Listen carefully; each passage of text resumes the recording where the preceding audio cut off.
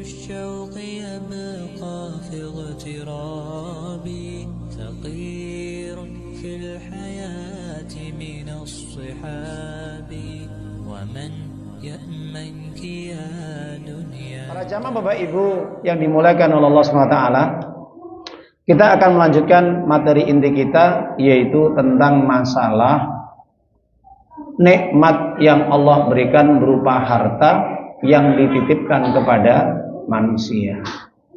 Para jamaah Bapak Ibu yang dimuliakan oleh Allah Ta'ala, bahwa manusia itu memang hidup tidak lepas daripada yang namanya harta. Kenapa? Karena memang tujuan hidup itu manusia mencari harta. Pasti tidak ada manusia hidup tidak mencari harta. Karena apa? Karena harta itu sebagai wasilah, sarana untuk kehidupannya.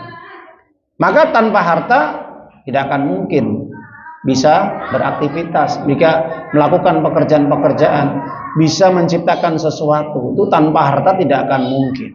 Kenapa? Karena itu sudah setelan.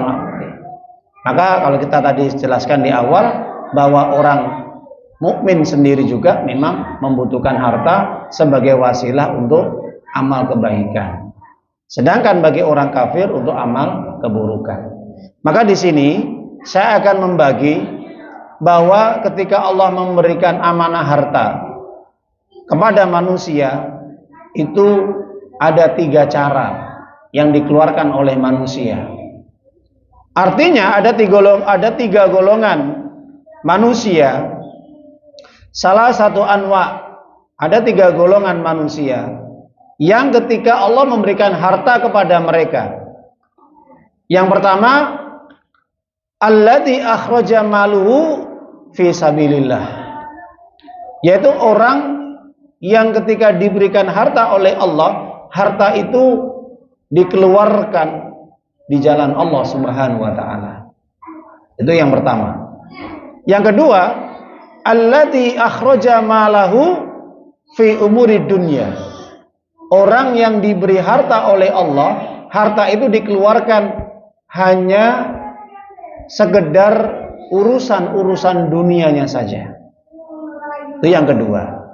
Yang ketiga, alladzi akhraja malahu fi ma'syatillah. Orang yang diberikan harta oleh Allah tapi dikeluarkan hartanya untuk mendurhakai atau untuk berbuat maksiat kepada Allah. Ini ada 3 golongan manusia. Baik, akan kita rinci satu persatu para jamaah. Adapun yang pertama adalah orang-orang yang diamanai oleh Allah, diberikan harta. Ketika manusia tadi meminta, memohon kepada Allah agar diberikan harta, supaya harta itu bisa memberikan faedah, manfaat untuk kehidupannya. Maka manusia yang pertama ini, dia betul-betul cerdas. Dia betul orang-orang yang pandai. Kenapa? Karena ketika Allah mengamanai harta, memberikan harta, maka harta yang diterima dari Allah, harta yang dititipkan oleh Allah, itu berusaha dikeluarkan di jalan Allah Subhanahu wa taala. Hartanya dikeluarkan di jalan Allah Subhanahu wa taala. Jadi kalau kita berikan contoh Bapak Ibu nggih, ketika Allah memberikan harta, maka harta itu berusaha sebisa mungkin agar bernilai ibadah, agar bernilai pahala di sisi Allah Subhanahu wa taala. Contohnya, ketika orang bekerja, mengais rezeki, mencari nafkah, maka ketika dia mendapatkan hasil yang dia kerjakan berupa harta tersebut, maka harta itu betul-betul digunakan untuk keperluan yang bisa memberikan manfaat, berfaedah, bernilai pahala di sisi Allah Subhanahu wa taala. Dan dia niatnya memang karena Allah Subhanahu wa taala.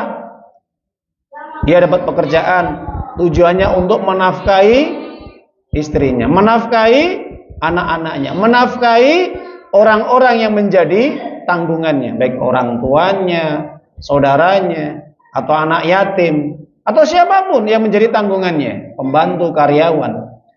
Tapi tujuannya memang dia mencari ridha Allah Subhanahu wa taala. Maka harta yang dikeluarkan dari hasil pekerjaan dia, hasil dari jerih payah dia, itu bernilai pahala Bapak Ibu. Kenapa? Karena memang tujuannya diinfakkan di jalan Allah, disedekahkan di jalan Allah Subhanahu wa taala. Karena itu kewajiban dia sebagai kepala rumah tangga, sebagai suami itu. Dan ketika dia juga mendapatkan harta, dia tidak lupa untuk bersedekah, dia tidak lupa untuk berinfak. Dia sisihkan sebagiannya juga. Di samping dia memenuhi kewajiban keluarganya, dia memenuhi kewajiban bagi orang-orang yang menjadi tanggungannya, tapi juga dia tidak lupa untuk berinfak, dia bersedekah di jalan Allah siang dan malam gitu. Maka orang yang seperti ini Bapak Ibu, ini adalah orang-orang yang beruntung hidupnya, orang-orang yang mulia, orang-orang yang dipuji oleh Allah Ta'ala di banyak ayat. Contohnya, Allah memberitahukan kabar gembira kepada orang-orang yang memiliki titel muttaqin, orang-orang yang bertakwa. Di dalam surat Ali Imran, surat yang ketiga ayat 133, 134. Masya Allah, ini dua ayat yang menjadikan inspirasi bagi kita. Mudah-mudahan Bapak Ibu ya. Apa kata Allah? Wasari'u ila magfirati mir rabbikum wa jannah arduwas samawati wal ard uiddat lil muttaqin. Bersegeralah kalian untuk memohon ampunan Allah dan juga mencari surganya Allah, mendapatkan surganya Allah Subhanahu wa taala. Yang itu luasnya surganya Allah antara langit dan bumi, yang disediakan khusus, kata Allah, khusus bagi orang-orang yang bertakwa. Nah ini orang bertakwa Pak. Ya, siapa mereka yang bertakwa? Orang yang bertakwa itu adalah orang-orang yang alladzina yunfikuna fis sarra wad dharra wal kadhibinal ghaid wal 'afina 'anil nas wallahu yuhibbul muhsinin. Mereka orang-orang yang gemar, senang Pak Bu nggih, untuk mengeluarkan hartanya di jalan Allah, berinfak baik dalam kondisi lapang maupun dalam kondisi sempit. Perhatikan. Jadi sampai Allah turunkan ayat ini memberitahukan orang berinfak itu tidak harus nunggu kaya. Orang untuk bersedekah tidak harus nunggu dia lapang. Orang ketika mengeluarkan harta tidak harus menunggu dia sukses pekerjaannya, hidupnya. Orang itu bersedekah, berinfak itu tidak harus menunggu dia ini banyak hartanya. Tidak. Tapi orang berinfak, bersedekah itu di saat ketika dalam kondisi sesulit apapun, dalam kondisi kekurangan, dia juga membutuhkan, tapi dia masih berinfak. Ini dipuji sama Allah Bapak Ibu. Ini prestasi Pak Bu ya. Jadi kata-kata sarra, dharra ya, ini bagian sifat orang yang bertakwa. Jadi maupun kaya, miskin, atau fakir, lapang, sempit, longgar atau mungkin kekurangan, dia tetap berusaha semampunya untuk tetap berinfak, untuk bersedekah. Itu. Ini karakter sifat orang bertakwa Pak Bu. Okay? Makanya orang yang seperti ini adalah orang yang mendapatkan apa? Insya Allah ampunan dan surganya Allah.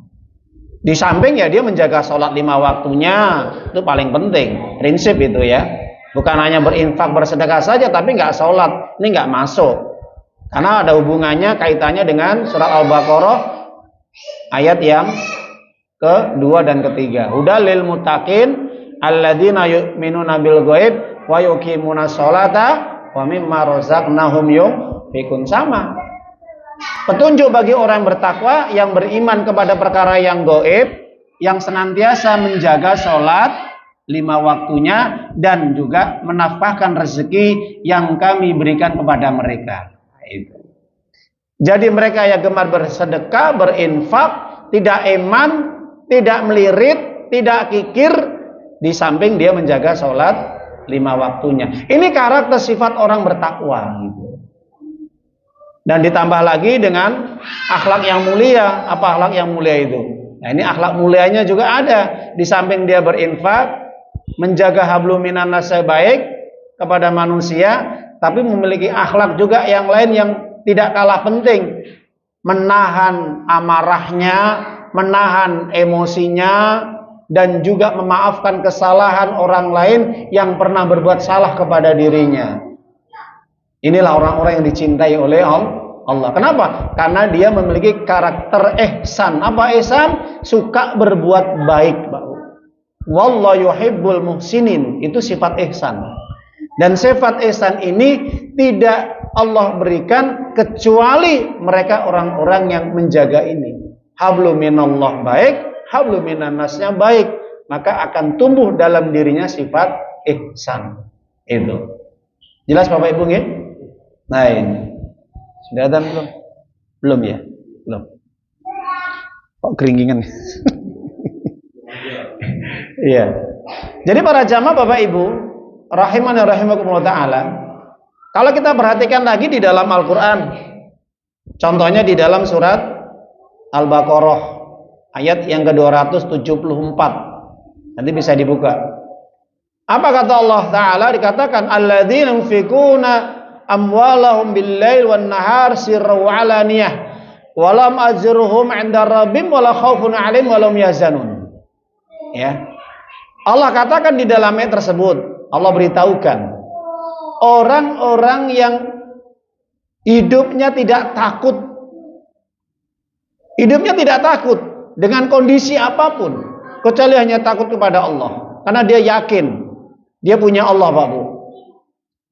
Maka orang yang seperti ini Bapak Ibu, orang yang gemar berinfak, orang yang senang bersedekah di jalan Allah siang dan malam, baik secara terang-terangan maupun secara sembunyi-sembunyi. Masya Allah, ini karakter orang yang mendapatkan apa? Keberanian dalam dirinya. Hidup itu harus berani. Berani dalam arti apa? Berani dalam kebaikan. Dan takutnya mereka hanya kepada Allah. Dan dia tidak takut kepada selain Allah. Artinya dia tidak takut dengan kondisi apapun. Dia tidak takut miskin, tidak takut ya mungkin mengalami bangkrut, tidak takut nanti dengan kondisi apapun ya. Dia tidak takut. Dia takut hanya kepada Allah. Dia takut supaya jangan sampai meninggalnya su'ul khatimah. Jangan sampai nanti mendapatkan azab kubur. Jangan sampai nanti disiksa di dalam neraka pada hari kiamat. Kenapa? Karena salah satu penyebab orang itu mengalami su'ul khatimah, kematian yang buruk, dan mendapatkan siksa kubur dan azab nanti di neraka, karena memiliki sifat kikir. Ya. Menahan hartanya, tidak dikeluarkan di jalan Allah, Pak Bu. Nah ini orang yang nanti mendapatkan su'ul khatimah. Makanya Nabi mengatakan dalam hadis Imam Tirmidzi, bahwasanya orang yang bersedekah, ya, orang yang bersedekah itu bisa menahan murka Allah. Orang yang gemar bersedekah itu bisa menahan murkanya Allah. Jelas Bapak Ibu? Dan di riwayat yang lain, hadis riwayat Imam Tirmidzi juga, bahwa orang bersedekah itu bisa menghindarkan dari su'ul khatimah. Banyak hadisnya. Salah hadis ini dihasankan oleh Syekh Albani. Jadi orang yang gemar sedekah ini banyak utamanya Bapak Ibu. Makanya kita kembali, orang yang diberi amanah oleh Allah harta dan dia dikeluarkan hartanya di jalan Allah Subhanahu wa taala. Tujuannya apa? Tujuannya supaya mendapatkan bimbingan, petunjuk dari Allah. Tujuannya supaya mendapat ridho dari Allah, supaya dicintai oleh Allah, supaya dihindarkan dari kematian yang buruk, supaya mendapatkan kematian yang baik, husnul khatimah, supaya mendapatkan nikmat di alam kubur, dihindarkan dari azab kubur, dan mendapatkan surga nanti pada hari kiamat, dan dihindarkan dari siksa azab di neraka. Itu golongan yang pertama. Maka orang seperti ini Bapak Ibu, insya Allah pahala terus mengalir, Pak. Pahala terus mengalir. Makanya kalau kita kembali di dalam surat At-Tin ya, insya Allah kita hafal ya ini. Surat At-Tin, surat yang Allah turunkan di situ, tujuannya untuk memberitahukan kepada orang-orang beriman dan beramal soleh, pahala mereka itu terus mengalir, Pak. Kenapa Pak Bu? Karena kebiasaan hidup mereka itu berbuat baik. Mana ayatnya? Kalau kita buka di dalam ayat yang Allah sampaikan ayat yang ke-6 ya. Illal ladzina amanu wa amilus solihati falahum ajrun ghairu mamnun. Orang-orang yang selamat dari ancaman api neraka. Jadi asfala safilin ayat sebelumnya, ayat kelima itu summa radatnahu asfala safilin ya. Kami kembalikan mereka ke tempat yang paling rendah, neraka maksudnya. Kenapa? Karena mereka semasa hidup tidak mau taat ibadah kepada Allah dan menahan hartanya untuk diinfakkan di jalan Allah. Kecuali mereka orang-orang yang beriman, beramal solih, maka orang yang seperti ini kata Allah mendapatkan pahala tanpa terputus sedikit pun. Masya Allah. Jelas Pak Bu? Ya, ini janji Allah Pak. Jadi kalau kita pengen mendapatkan pahala terus menerus sampai kita meninggal dunia, mumpung masih hidup, banyak beramal solih. Banyak beramal soleh Pak. Apa yang bisa kita kerjakan, kerjakan. Kita nggak punya harta, kita bisa bersedekahnya dengan apa? Dengan ucapan yang baik. Sedekah itu apa harus dengan harta? Enggak. Kalau kita nggak mampu dengan ucapan yang baik, ngajak orang berbuat baik, ngajak orang bersedekah, ngajak orang untuk ibadah sholat, ngajak orang untuk ngaji, belajar ilmu agama dan yang lainnya. Ini bagian daripada sedekah. Qaulun ma'rufun sedekah. Ucapan yang baik itu sedekah. Ini kalau memang mentok, kalau tidak ada yang dikeluarkan dari hartanya untuk disedekahkan, ya sudah, pilihan alternatif terakhir apa? Berbuat baik. Ajak orang untuk sholat, ajak orang untuk ngaji, ajak orang untuk bersedekah, ajak orang untuk silaturahim, ajak orang untuk takziah atau menjenguk saudaranya yang sedang sakit dan yang lainnya. Ini sedekah, Pak. Gimana betul? Nah, makanya para jamaah Bapak Ibu yang dimuliakan oleh Allah Ta'ala, masih banyak Allah memberikan alternatif kepada hamba-hambanya. Nabi SAW juga memberikan solusi bagi umatnya yang tidak bisa bersedekah dengan harta, bisa sedekah dengan apa yang dia bisa, yang dia mampu. Nah, bahkan tersenyum kepada saudaranya juga sedekah, ya. Tapi jangan senyum-senyum sendiri, nggak ada orang lain. Baik, itu yang pertama.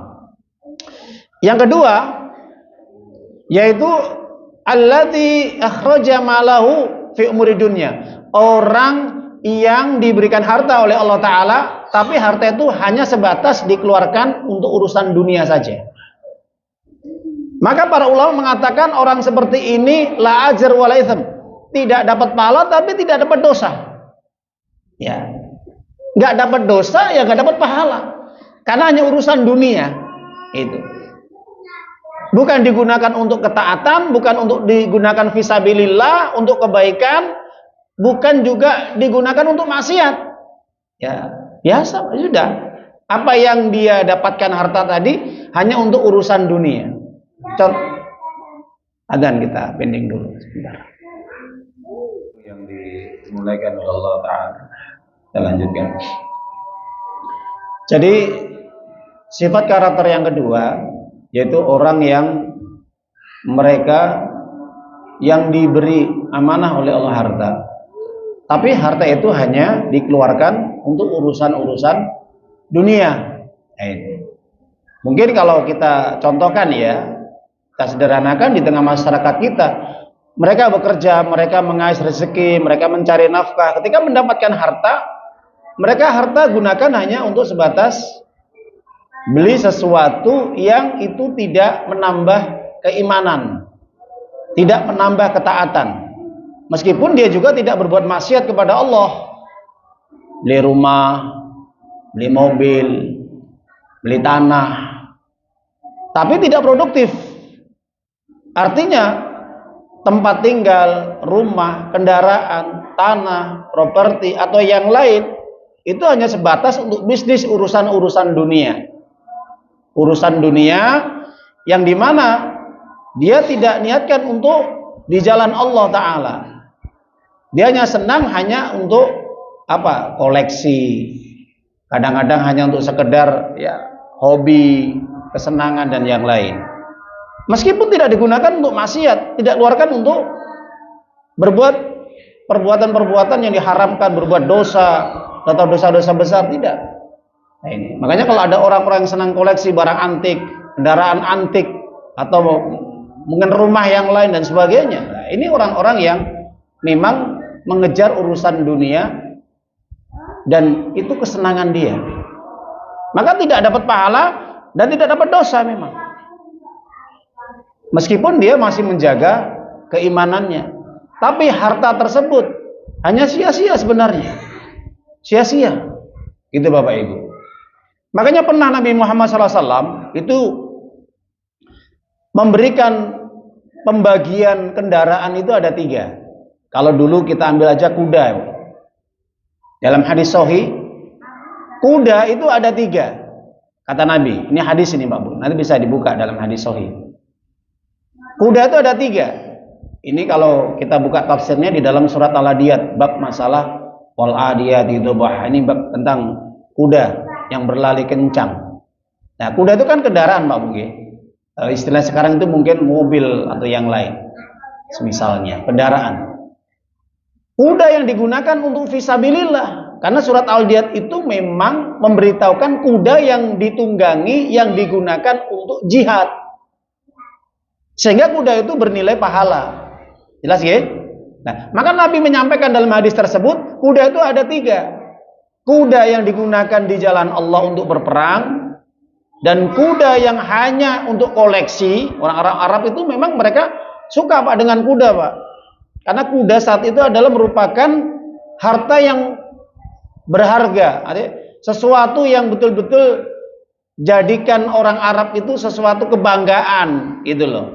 Jadi kalau orang itu sudah punya kuda, di rata-rata orang yang mampu lah gitu ya. Beda dengan keledai. Nah, keledai itu kan mungkin orang menengah ke bawah. Kalau sudah kuda itu menengah ke atas. Kenapa? Orang itu kalau sudah punya kuda kebanggaan karena digunakan untuk perang saat itu. Sering ya, karena orang-orang Arab itu kan di samping mereka berdagang juga perang. Pasti kuda untuk perang. Kalau berdagang rata-rata onta Pak Bu. Onta itu kalau untuk berdagang atau keledai. Untuk mengangkut barang-barang itu digunakan onta dan keledai. Jarang pakai kuda Pak. Kuda itu untuk pacuan, untuk lomba, atau untuk perang. Itu tradisi kebiasaan orang-orang Arab dulu lah. Yang kedua, kuda yang memang digunakan untuk koleksi saja. Kuda mahal dan pamer dengan teman-temannya kan gitu. Dan yang ketiga, kuda yang digunakan untuk di jalan maksiat, di jalan setan. Yang tujuannya apa? Kuda itu digunakan untuk memerangi kaum muslimin. Kuda itu digunakan untuk memusuhi Rasulullah SAW dan kaum muslimin, untuk menghalang-halangi dakwah Nabi. Jadi membantu kemaksiatan, membantu kekufuran, kesyirikan. Nah, itu. Baik. Maka kita kembali kepada penjelasan kita tadi. Bahwa ketika orang diamanai oleh Allah itu mendapatkan harta, yang harta itu hanya sekedar untuk urusan-urusan dunia, maka jelas la ajr wala itsm. Tidak ada pahala, tidak ada dosa. Ya, yang mungkin kalau orang bilang tuh hanya sia-sia saja lah. Sia-sia itu. Maka Nabi mengatakan orang yang seperti ini orang yang memang dia harus berpikir yang cerdas. Ya, karena dia tidak berpikir cerdas. Harusnya harta yang dia dapatkan apapun bentuknya sebisa mungkin dimanfaatkan untuk ibadah kepada Allah. Rugi kalau tidak digunakan untuk ibadah kepada Allah. Betul Pak. Apapun bentuknya ya. Nah itu. Contohnya kalau kita punya HP ini, kalau hanya urusan untuk bisnis saja, ya sudah. Cuman kita dapatnya dunia saja, nggak dapat pahala, nggak dapat dosa. Tapi kalau kita gunakan HP ini di samping kita juga untuk bisnis, untuk kerja, di sela-sela itu kita gunakan untuk apa? Pengajian, mendengarkan murotal, mendengarkan ceramah, share-share, kirim-kirim video ataupun poster dakwah supaya nanti umat masyarakat, saudara teman kita ini dapat hidayah dengan wasilah dakwah kita. Itu akhirnya bernilai pahala. Jelas Bapak Ibu nggih? Iya. Motor, rumah gunakan untuk ngaji, bukan hanya ditempatin saja, gunakan untuk ngaji, gunakan untuk sholat. Motor gunakan untuk ibadah sholat, untuk menjenguk saudara yang sakit, silaturahim. Mobil ya gitu, gunakan untuk pengajian, gunakan untuk silaturahim, menjenguk orang yang sedang sakit dan yang lainnya. Nah, itu bernilai ibadah. Tapi kalau itu tidak ada, ya sudah mangkrak, nggak ada pahala, nggak ada dosa. Baik, itu yang kedua. Yang terakhir, para ulama mengatakan harta yang Allah titipkan, yang Allah berikan kepada orang yang ternyata harta itu dikeluarkan untuk perbuatan maksiat, mendurhakai Allah, menentang agama Allah, menolak kebenaran. Harta yang digunakan untuk memusuhi kebenaran lain. Ini bahaya Bapak Ibu. Ya, hati-hati. Atau minimal untuk perbuatan dosa-dosa besar. Ini kebanyakan kalau kita lihat kaum muslimin ini ketika diamanai oleh Allah dapat harta digunakan untuk perbuatan maksiat. Ketika iman mereka lemah, Pak Bu. Ketika iman mereka lemah. Jadi orang itu kalau imannya lemah itu pasti dia berbuat maksiat kepada Allah. Gitu betul?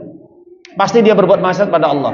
Makanya Imam Syafi'i, Ibnu Abbas mengatakan, al-iman yazid wa yanqus. Iman itu bisa naik dan bisa turun. Kalau iman sedang naik, tandanya dia sedang berbuat baik, sedang berbuat amal soleh, sedang mentaati Allah. Itu iman naik. Tapi ketika dia sedang berbuat maksiat, iman turun, Mbak Bu. Iman turun. Imannya sedang yangkus, berkurang. Kenapa? Karena diisi dengan kemaksiatan, iman akhirnya turun, Mbak. Itu. Karena dia sedang berbuat maksiat pada Allah. Maka harta yang dikeluarkan untuk berbuat maksiat, untuk mendurhakai Allah, maka ini orang-orang yang dikecam, dilaknat oleh Allah Ta'ala, bahkan seluruh makhluknya. Baik. Kalau kita kembali kepada ayat Allah SWT, contohnya di dalam surat Al-Anfal, surat yang ke-8, ayat yang ke-36. Allah katakan di dalam ayat tersebut, innal ladzina kafaru yunfikuna amwalahum liyasuddu an sabilillah fasayunfikuna thumma takunu alaihim hasratan thumma yughlabun wal ladzina kafaru ila jahannama yuhsyarun. Apa kata Allah? Sesungguhnya orang-orang kafir itu mereka mengeluarkan hartanya. Kata-kata infak di sini aslinya ya mengeluarkan hartanya. Tujuannya apa Pak Bu? Tujuannya untuk menghalang-halangi orang dari jalan Allah. Tujuannya untuk menghalang-halangi orang beribadah kepada Allah. Bahkan kalau kita buka dari berbagai ulama tafsir mufassirin yang klasik sampai muasirin yang modern sekarang ini, zaman sekarang ini, bahwa orang-orang kafir itu berusaha untuk memadamkan cahaya Allah, tauhid Allah, dengan cara apapun mereka, untuk menghalang-halangi kebenaran, menghalang-halangi orang yang memperjuangkan agama Allah, menghalang-halangi untuk tegaknya kalimat Allah, dan supaya kebatilan itu kuat, supaya kesyirikan itu kuat, supaya kekufuran itu tampak, supaya kemaksiatan itu tersebar luas. Itu tujuan orang kafir Pak Bu. Dan realitas sekarang kita tahu, hari ini kita rasakan. Mereka berbondong-bondong mengeluarkan hartanya.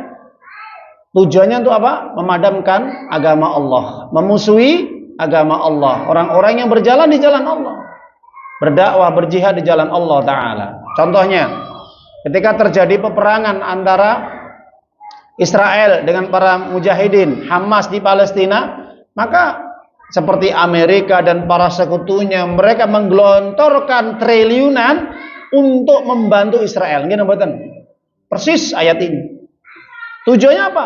Untuk membumi hanguskan, menggenosida, membantai, membunuh kaum muslimin dan menghadapi mujahidin yang mempertahankan tanah air mereka, mempertahankan agama mereka, dan membela kehormatan kaum muslimin. Jadi orang-orang kafir itu siang dan malam tidak henti-hentinya mengeluarkan hartanya, menggelontorkan hartanya apa?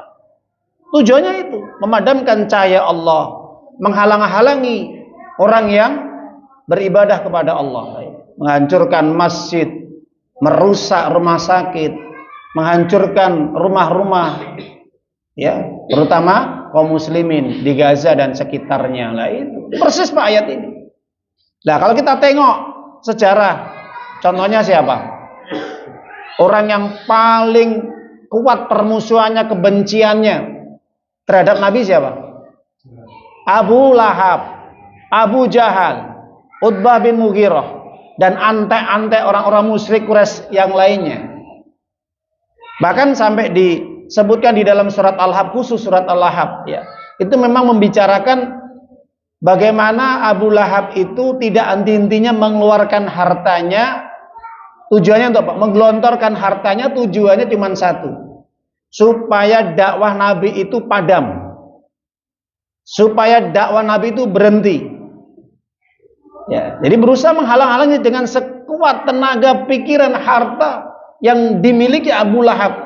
Bahkan nggak main-main, perhiasan istrinya Ummu Jamil Arwah binti Harb ibnu Umayyah, itu istri Abu Lahab. Kalau Abu Lahab namanya kan Abdul Uzza, ya, bin Abdul Muthalib, atau kalau kunyahnya panggilannya adalah yaitu Abu Qutaibah. Kenapa dipanggil di situ Abu Lahab? Ya, jadi istilahnya orang Arab itu bahwa Abu Lahab ini atau Abu Utaibah atau Abdul Uzza ini memang punya paras wajah ini yang kinclong, bukan kinclong cerah karena wudhu, bukan, ya, karena kaya itu. Ya. Jadi kalau orang kaya, orang punya duit, bisa maca nggak? Bisa maca gitu. Jadi kalau ada orang bersih, ya, kemudian wajahnya kinclong, itu belum tentu. Dia itu orang-orang yang mendapatkan cahaya Allah nanti pada hari kiamat. Kenapa? Kalau dia nggak berwudu, kalau dia nggak sholat, dari mana cahayanya? Dia tidak beriman kepada Allah.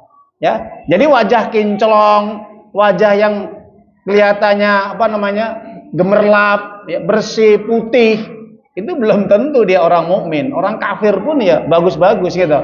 Kalau memang rasnya itu bersih, putih, ya, seperti Jepang, Korea, orang-orang Eropa itu kan bersih-bersih, putih-putih kan gitu.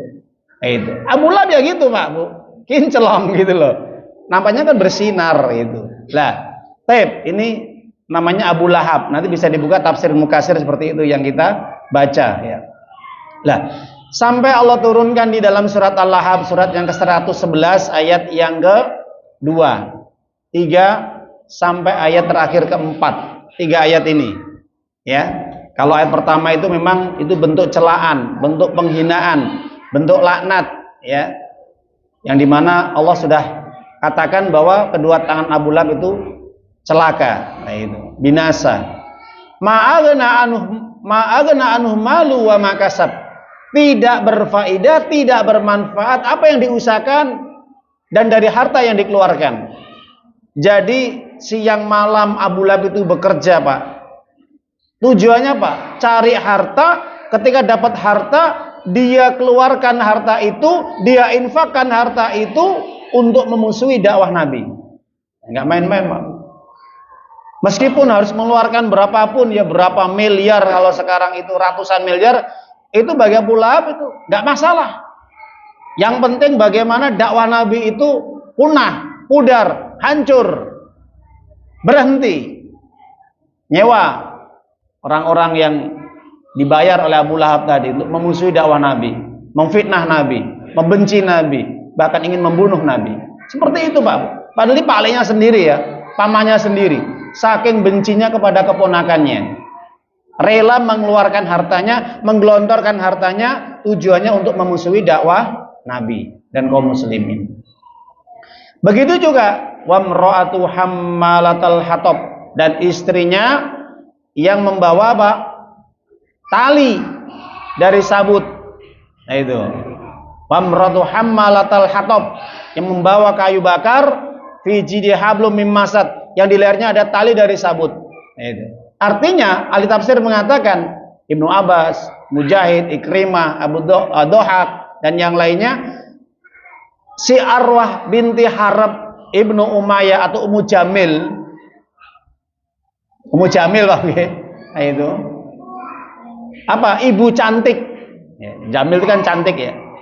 Itu panggilannya Ummu Jamil. Itu dia punya kalung yang paling mahal yang dipakai sehari-hari itu, dikeluarkan, dijual semata-mata untuk apa? Membantu suaminya untuk memusuhi dakwah Nabi. Sampai seperti itu, Pak. Makanya nanti pada hari kiamat Ummu Jamil nanti dikalungkan rantai dari api neraka yang panjangnya 70 hasta yang akan membakar lehernya, otaknya, dan menghancurkan badannya. Itu tiap terus menerus tidak pernah berhenti. Jadi kalau orang punya harta yang digunakan untuk kebatilan, untuk maksiat, untuk dosa, bukan hanya celaka di dunia tapi juga binasa di akhirat kelak. Jelas nggih? Makanya Allah katakan summa takunu alai masarat. Harta yang mereka keluarkan hanya menjadi penyesalan bagi mereka, baik di dunia maupun di akhirat. Kalau di dunia mereka merasa rugi, Pak. Kenapa? Ya, ketika mereka berusaha untuk menghalang-halangi orang yang berjuang di jalan Allah, orang beribadah di jalan Allah, itu hanya habis dan akan menyesal nanti. Dan cuma-cuma, Pak, percuma itu. Itu penyesalan di dunia, habis hartanya. Dan gak ada manfaatnya. Apa manfaatnya? Kerugian saja, penyesalan dia. Tapi nanti di akhirat menjadi azab bagi dirinya. Itu para ahli tafsir mengatakan seperti itu.